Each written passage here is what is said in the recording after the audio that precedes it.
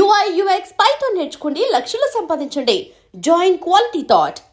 Family విషయానికి వస్తే మళ్ళీ నాన్నగారు ఆర్టీసీ డ్రైవర్గా చేశారు కదా, అంటే అదే ఒక గొప్ప కిక్ నాకు తెలిసి. అంటే ఒక చిన్న స్థాయి కాదు, ఒక సాధారణ స్థాయి ఫ్యామిలీ నుంచి ఆల్మోస్ట్ ఒక సూపర్ స్టార్ అయిన కొడుకు, అదే పెద్ద కిక్ ఇచ్చే విషయం.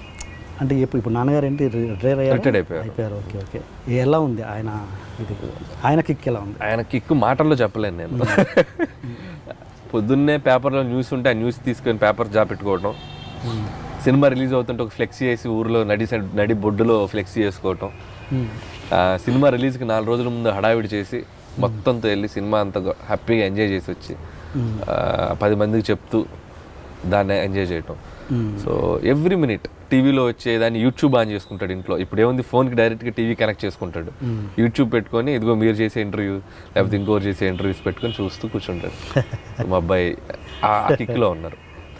అండ్ ఆ కిక్ వాళ్ళకి రావటం కూడా ఒక 10 ఏళ్ళు పట్టింది అది రావటానికి. 2005లో నేను ఇంజనీరింగ్ అయిపోయి 2004 ఇంజనీరింగ్ అయిపోయాక 2005కి నేను స్టార్ట్ అయింది నా ఫిల్మ్ కెరియర్. ఆల్మోస్ట్ 10 years నా ఫస్ట్ సినిమా రిలీజ్కి.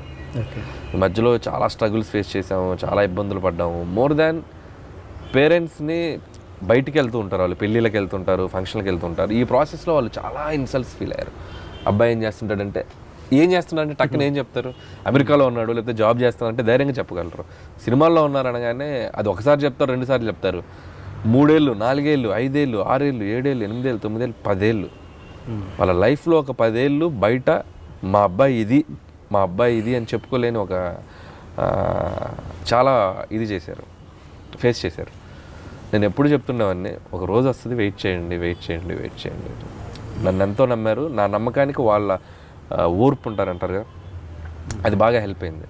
సో ఇప్పుడు 2015 జనవరి 23 నా లైఫ్ మారిన రోజు, పటాస్ రిలీజ్ అయిన రోజు. అక్కడ నుంచి ఎవ్రీథింగ్ షట్, అన్నీ క్లోజ్ అయిపోయింది. మీరు బ్రదర్స్ సిస్టర్? నాకు అక్క ఉందండి, సిస్టర్.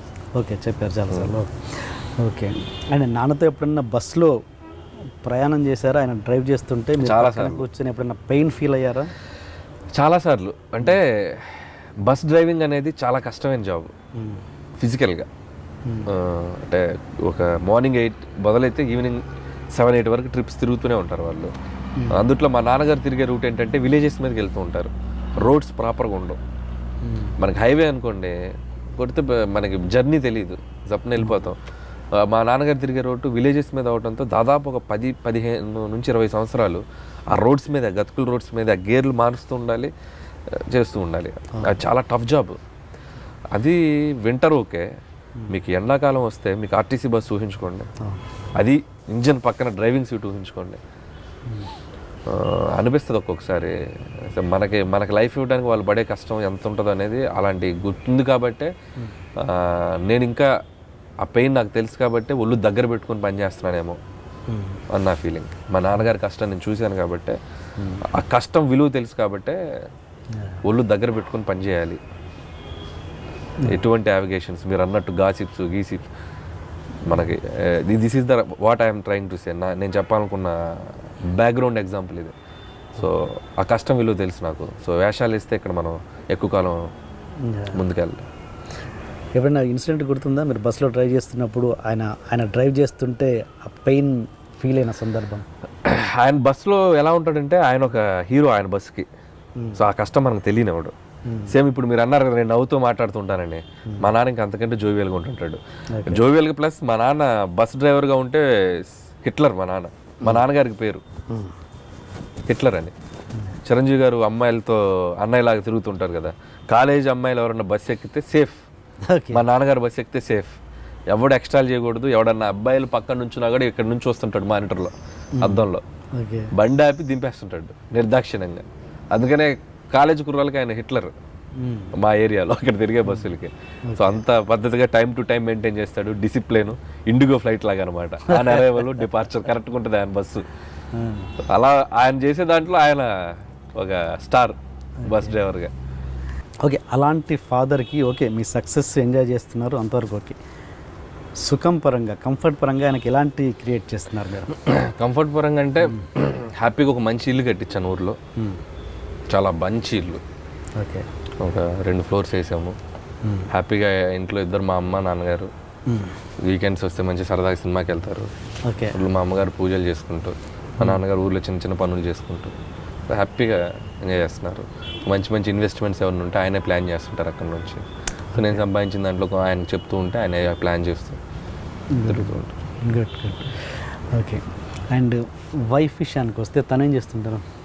తను యాక్చువల్గా టెక్కి సాఫ్ట్వేర్ ఇంజనీర్, కోపాట్. తను ఏంటి ఇప్పుడు లేదంట యూఎస్లో ఉన్నారు. తను వాళ్ళ బ్రదర్ సక్సెస్ని డైరెక్ట్గా ఎంజాయ్ చేయట్లేదా? సక్సెస్ని అక్కడ ఎంజాయ్ చేస్తున్నారు.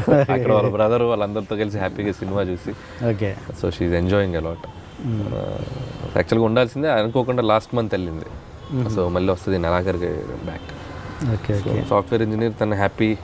పాప తన స్కూల్కి దింపడం, తన ఆఫీస్కి వెళ్ళటం, స్కూల్కి రావడం, నాకు స్కూల్ నుంచి పాపని తీసుకురావడం, నాకు వండి పెట్టడం. సో 3 పాత్రలు కంఫర్టబుల్గా చేసుకుంటుంది. So very clear. అసలు ఏంటి మీ లవ్ స్టోరీ ఎలా అయింది చెప్పండి. అది అంటే ఇట్స్ నాట్ లవ్ స్టోరీ కాదు, కానీ బీటెక్లో ఇద్దరం క్లాస్మేట్స్ మేము. ఎప్పుడు అంటే లవ్ యాంగిల్ అనేది మాకు ఫస్ట్ ఎక్కడ లేదు, జనరల్గా మాట్లాడుకుంటూ ఉండేవాళ్ళం. అలాంటి సడన్గా ఒకసారి ఎప్పుడో కలిసినప్పుడు మాటల్లో తనకి మ్యాచెస్ చూస్తున్నారు, మనకి ఇంకా 2012 అనుకుంటా. నేను ఇంకా డైరెక్షన్ ట్రయల్స్లోనే ఉన్నాను. ఏదో పనిలో ఊరికే తెలిసిన అమ్మాయి, రైటర్గా ఉన్నాను, బాగా తెలిసిన ఫ్రెండ్. నేను మామూలుగా క్యాజువల్గా త్రో చేశా, సరదా పెళ్లి చేసుకుందాం. అమ్మాయి సీరియస్గా తీసుకుంది. సీరియస్ తీసుకుంది, బాధపడారా? Very happy. సీరియస్గా తీసుకుంది కాబట్టి నేను సీరియస్గా కనెక్ట్ అయ్యి పెళ్లి ఇమీడియట్గా అయిపోయింది ఒక దీంట్లో. But very good. తను పర్సనల్గా కూడా మంచి ఇంటర్ క్యాస్టా? Same caste. ఓకే. సో ఆ ప్రాబ్లం ఏం లేదు. సో అందరం happy. So nothing is personal లైఫ్లో, ప్రతి మ్యారేజ్ లైఫ్లో ఉండే లిటిల్ చిన్న చిన్న ఫ్రస్ట్రేషన్స్ అనేది ప్రతి ఇంట్లో ఉండేవే. అవే ఈరోజు ఒక 50 కోట్లు కలెక్ట్ చేయడానికి కారణమైంది. ఈ సినిమాలో పెట్టిన మీ ఫ్రస్ట్రేషన్ ఏంటి? ఈ సినిమాలో ఫుడ్ ఒకటి నా పర్సనల్ ఎక్స్పీరియన్స్. ఏది ఫుడ్? తమన్నా ఫుడ్ పెట్టగానే, పొద్దున్నే దోశ పెట్టగానే ఎలా ఉందని అడిగితే వెంకటేష్ గారు చెప్తారు కదా, ఫస్ట్ బాగాలేదనగానే ఓపెన్గా చెప్పొచ్చు కదా వెంకీ బాగాలేదంటే బాగాలేదని. సరే నెక్స్ట్ రోజు ఉప్మా పెట్టి తినగానే బాగుందని, అంత రూడ్గా చెప్తామంటే 2వ రోజు బాగాలేదని చెప్తారు కదా, అంత రూడ్గా చెప్తామంటే బాగుందని కాస్త కన్సిడర్గా చేయొచ్చు కదా. ఇది నా పర్సనల్ లైఫ్లో నేను ఫేస్ చేశాను. సేమ్ దోశ వేసింది, నేను సోఫాలో తింటూ ఎలా ఉంది అంటే బాగానే ఉందిలే, తను తినింది. ఇంత దరిద్రంగా ఉంటే బాగుందని చెప్తావు, ఆ మాత్రం ఓపెన్గా ఉండలేవా అని వెళ్ళింది కిచెన్లోకి. సరే నెక్స్ట్ రోజు ఇడ్లీ పెట్టింది, తిన్నాను, ఎలా ఉంది అంటే ఉప్పు ఎక్కువైంది, కొంచెం పిండి కూడా బాగాలేదు అని కొంచెం ఎక్కువ ఇచ్చా డీటెయిలింగ్. అంత స్ట్రైట్గా చెప్తావంటే ఓ 2 ముద్దలు తిని కాస్త ఇదిగా చెప్పొచ్చుగా, అంత స్ట్రైట్గా చెప్తావేంటి నేను. అప్పుడు అర్థమైంది ఆడవాళ్ళని హ్యాండిల్ చేయడం అంత ఈజీ కాదు. అది సర్ఫ్ ఎక్సెల్ కూడా సెల్ఫ్ ఎక్స్పీరియన్స్. సర్ఫ్ ఎక్సెల్ అంటే ఆడవాళ్ళు ఒక గొడవలో కనెక్ట్ అయితే ప్రతి గొడవకి అది తెచ్చేస్తారు. మీరు గమనించండి, ముఖ్యంగా భార్యలు. మనం ఏదో గొడవ మొదలైతే ఆ పలానా గొడవ ఒకటి వాళ్ళ రిజిస్టర్ అయి ఉంటుంది, ఆ గొడవ వచ్చేస్తుంది దీంట్లోకి. సో అలా కొన్ని ఉంటాయి. అంటే నాకు ఒకటి కాదు 2-3 సర్ఫ్ ఎక్సెల్స్ ఉంటాయి అట్లాంటి ఇన్సిడెంట్. ఆ రోజు నా బర్త్డే రోజు నువ్వు అక్కడికి వచ్చేస్తుంది టాపిక్. సో అట్లా అంతకు మించి ఏంటి చిన్న చిన్న ఫన్తో కూడిన ఫ్రస్ట్రేషనే తప్ప ప్రాబ్లమాటిక్ ఫ్రస్ట్రేషన్ లేదు. మొత్తానికి చాలా హ్యాపీ ఫ్యామిలీ మీది. Very. And don't forget to subscribe to iDream. And for more videos, Please subscribe to iDream. Please subscribe to iDream. Please subscribe iDream. And please subscribe to iDream. For more videos, subscribe to iDream. please like, share and subscribe to the channel. Congratulations, iDream. Subscribe to iDream. Subscribe to iDream. So subscribe to iDream Media. iDream ki iDream team andarki huge congratulations. Please subscribe iDream Media. Please subscribe to iDream. Subscribe iDream. Please subscribe to iDream. iDream అంటే నా కళల channel subscribe చేసుకున్న నోరు తిరుగుతలేదు, మీరైతే గంట గుర్తు కొట్టండి. For more such videos, please subscribe to iDream. Subscribe to iDream. Please subscribe to iDream. Please subscribe iDream Media. Please do subscribe to iDream. Please subscribe to iDream Media. For best entertainment and information, please subscribe iDream.